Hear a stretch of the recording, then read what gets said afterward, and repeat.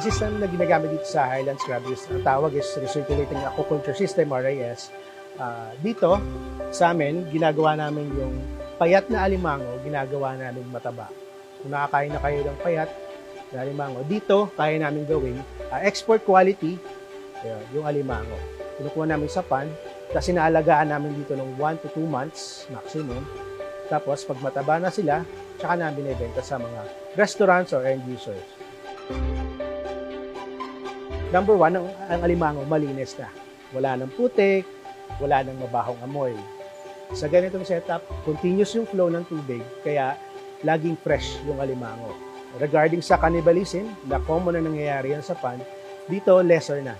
Isang crab, isang box lang yung nakalagay. Sa quality naman, is consistent makukuha ng mga restaurant kasi depende sa restaurant, meron silang size requirement, gender requirement. Sa ganitong system, kaya namin mag-harvest anytime, kahit bumabagyo, umaga, tanghali, hapon, gabi. Kaya pag tumawag sila, 1 hour, harvest na sila. System namin, makita nyo dito ang mga boxes. Dito nakalagay yung mga alimango. Tapos may continuous flow lang ng tubig na dumadaan sa filtration system namin. Meron lang iba-ibang chambers sa filtration. Dadaan lahat ng tubig dyan. Tapos maintain lang kami ng water parameters. Kung gaano kataas yung ammonia, nitrate, nitrite, pH, and salinity. Na araw-araw namin sinecheck para mapanatili namin yung quality ng crab saka less stress doon sa mga inaalagaan namin.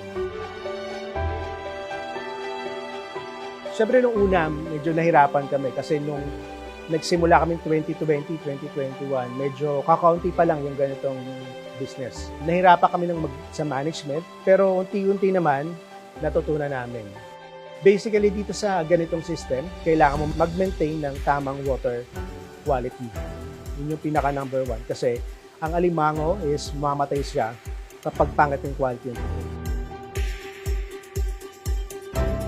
Every day, nag-check kami sa umaga, nag-check kami ng water parameters, nag-a-adjust kami sa filtration kung kailangan namin mag-adjust. Then, mag-harvest kami pag may tawag sa amin. May tawag na orders para sa amin. Sa restaurant or mga walk-in customers naman dito sa amin. Dito sa Highlands Crab, ang binibigay namin pagkain is isda. Galing sa palengke, yung pang-tao. Sa pan kasi binibigay lang dyan yung trash fish.